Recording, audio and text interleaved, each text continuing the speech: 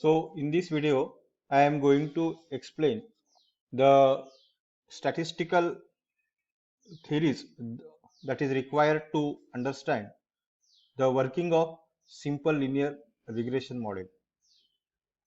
In the last video, I explained that linear regression is the simplest machine learning technique in which aims to establish the relationship between the dependent and the independent variable, and it assumes that the relationship is the linear kind of relationship, and uh, with this assumption it tries to estimate two different parameters, that is the y-intercept and the slope of the line.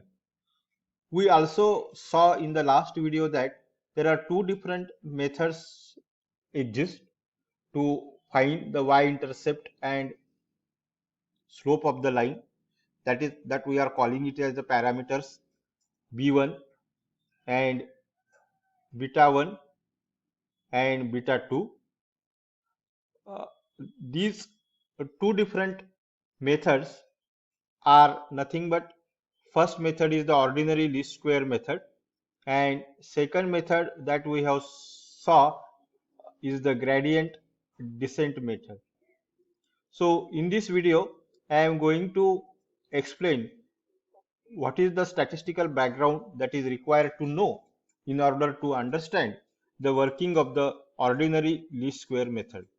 The ordinary least square method is based on the theory of estimation from statistics or statistical learning. So basically, estimation is an act of predicting population parameters from given sample. Here, the important thing that we should know is the difference between population and difference between the sample, and what are different parameters that are exist to describe a population and the sample. And this I am explaining the difference between the population and the sample. I am explaining with the help of our running example of predicting the end semester examination performance of the students from mid semester examination performance and his or her classroom attendance. In this case, the data that I have collected is in the year 2014, and this data is of course that I was taking at that time on software architecture. At that time, the class size of my class size was 73 students. So this 73 is nothing but the population. And here I have shown you in this table 1, I am showing you the performance of some 5 different randomly selected students. I am not calling it as a randomly collected student. These are the first 5 students from my roll call. And this is the first sample of 5 students that I have taken. Here the sample means that a smaller segment of the population that exists, and from our purpose is to identify the estimate the values of population from the sample. So here my population size is of 5 students, and the typical parameter we have seen that in the last unit we have seen that the population is characterized by with different statistical measures like average, standard deviation, mean value, then max value, then size of the population, then also first quartile, second quartile, interquartile range. So these are some of the measures that are used to characterize a population. Now in this case, what I am doing is that I am calculating basically the average and the standard deviation and the minimum and the maximum value. Here I have shown the calculation of my average for the sample that I have collected. The sample, these are the marks of the end semester examination 43, 39, 32, 50, 44 and 5, and my average comes to be around 41.6 or the 42 approximately. The standard deviation is the difference between the, so this is the 43, not 42, and this difference between the individual value and the average is nothing but the standard deviation. The standard here I have calculated the standard deviation as 6.65. And the minimum value from this range is the 32 and the maximum value is this 50. So these are the parameters of my population. Now let us see what are the population parameter. So these are the my sample parameter of 5 students that I have shown you on the previous slide, and these are the parameters, same parameters for whole class, that is the population. Here the population size is 73. Here the sample size is 5. Here the average is 42, whereas the population average is the 46. Standard deviation for the sample is 6.65. Standard deviation for the parameter is 6.61. Minimum value in the population is the 32. Minimum value in the sample is also 32. Then maximum value in the sample is 50. Maximum value in the population is the 64. So this is the population. Population means the complete data instances in this case. And here the sample means the selected segment that is present in the population. So why we need to differentiate between the population and the sample is that sometimes it is very difficult to collect the parameters of the population when the population size is very large or huge. Let us consider one example of when India goes for the general election. There are many agencies which conduct the pre-poll survey, and in that pre-poll survey it is difficult to reach each and every voter who is going to vote and in what direction he is going to vote. So in that case they will collect some sample voters and ask them which party they are going to vote. So and based upon their observations they tries to predict the mood or the voting pattern of the general population. So why we need to estimate is that particularly estimation is the thing we need to do when population is very huge and when the population is not known, and but we have a very sufficient sample, then we can estimate approximately what are the parameters of the population from the sample. In this particular example, the population size is very small, but most of the time it is not that case. Most of the time the population is very large and it is very difficult to collect the data about the population. So that's why we require to know the properties of the population through sampling. Now let us see, here I am showing you now a different sample. That was the first sample. Here I am calling it as the sample 2. The sample 2 is different. As the sample changes, their parameters also changes. Now see here, the average size is 5. The size of the population is 5. Average is the 42. Standard deviation, observe here that in the previous case it was 6 point something. Here it is 3.96. Minimum value is here 37 and maximum value is the 48. Now let us take, as you change the sample, the estimation of the parameter value also changes. So that is the thing that I would like to highlight in this case. Now let us say take the third sample. This is, I am calling it as the sample 3. Now here the size again is the 5. Average is here 48.8. Then standard deviation is again here 6 point something and minimum value is 44 and the maximum value is 40.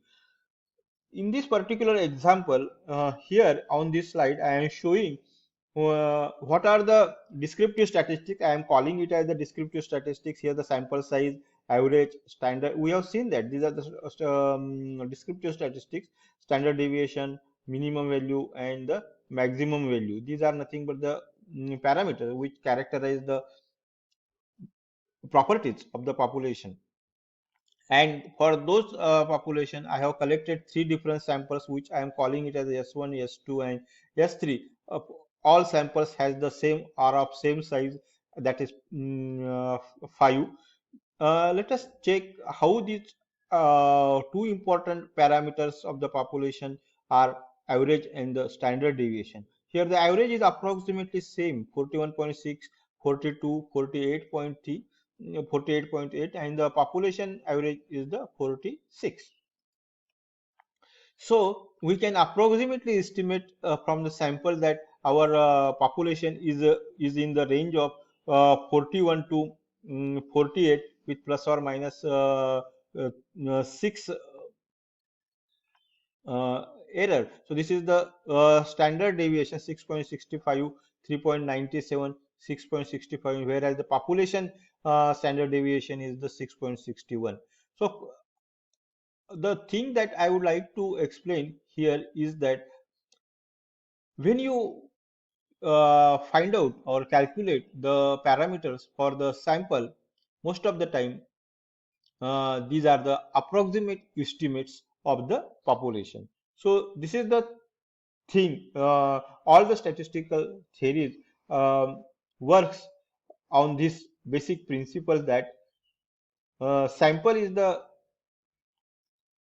sample reflects the properties of the population, approximate properties of the population. And why it happens so is that majority of the population follows what it is called as the normal distribution. That you might have studied what does it mean by the normal distribution in the statistics. So normal distribution of the is in this case reflects that majority of the mm, population lies in this particular region. See, our average was what? 40, our average was 46.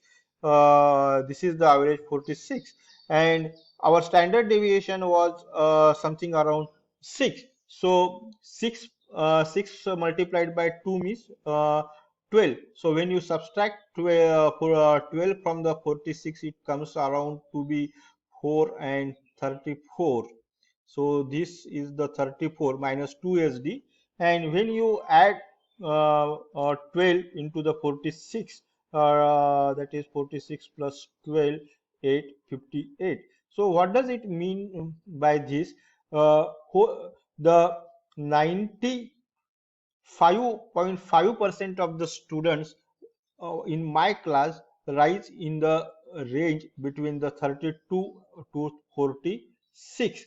So, and that is also true if a randomly selected students will get marks in the range between 34 to 36, and this I can say that 95% with the confidence level of the 95% means that 95% of the time my guess is that my from my randomly selected students got a mark in the range between the 34 to the 46. So this, if the population is following this normal distribution, then your the properties that you estimate for the sample, these are applicable to the population also, and you can say that with a confidence level of 95%, which is the most of the time acceptable one. Now if you see that the parameters like average, standard deviations characterize a single random variable, like here end semester examination mark is the single random variable, but sometimes you need to know how two different random variables are related with each other, and for that we need to know one another important concept from the statistics, that we are calling it as the correlation. Now this correlation helps you to identify whether there exists a linear relationship between the two random variables. In this particular running example, the two random variables for which I am interested is the mid-semester examination marks and end semester examination marks. Whether the mid-semester examination marks and the end semester examination mark, is there any linear relationship exists between these two different random variables? And also I am interested to know Is there a linear relationship exists between the classroom attendance and end semester mark? Or these are second examples of the random variables, and that can be checked with a coefficient from the statistics that is called as the Pearson coefficient, whose formula here I am showing. Here the xi stands for the individual value of a random variable. X bar means the average value of the random variable. Here yi is the second is the individual value for the second random variable, and y bar is the second random variable. In this case, the x may be our mid semester examination and y may be our end semester examination mark. Or in another case, x is the attendance and end semester examination is the y. So x and y here represents two different random variables, and xi is the individual value of the random variable, x bar is the average value of the uh, first random variable. Yi is the individual value of the second random variable, and y bar is the individual value of the second random variable. Similarly, this is xi minus x by whole square, yi minus y by whole square. You need to multiply these two things, some summation of this quantity and summation of this quantity. You multiply these two and find out the square root of that quantity. So what here we are going to do is that we are going to identify the value of this Pearson coefficient for our example. Now here I am showing you a sample of 10 different students, and in this case this is our the first random variable which I am calling it as the x. This is our y, end semester examination. How the first student, this column represents the marks that are scored by 10 different students in the mid semester examination, and y represents the end semester marks scored in the same students in the end semester examination marks. So here my average of the x is 9.1, average of the end semester examination is 48.6. Now this column I have calculated x minus x bar. Here the x bar stands for the x average.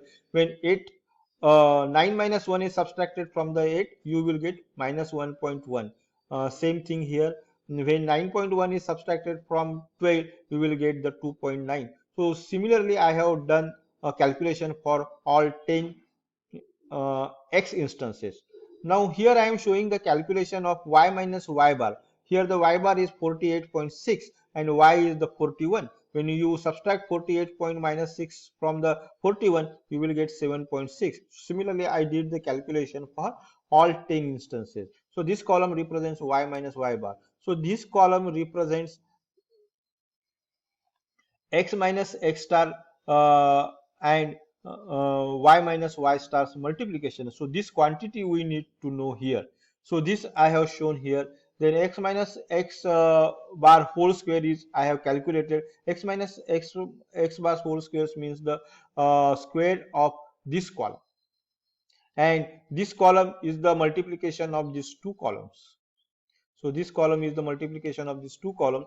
This is the square root square of this column, and this column is square root square of this column. So in the same way, I have calculated the same thing for here. So the summation of this x minus x bar and y I minus y bar comes to be around 150.4, and mm, xi minus x square comes to be 94.9, and y minus y bar square comes to be 372.4. When I multiply these two quantity, it comes to be around this, and when I take the square root of this, it comes to be around 187.99. And when I divide 150 divided by 150.4 divided by 187, 187.991, I will get the value r equal to 0.8.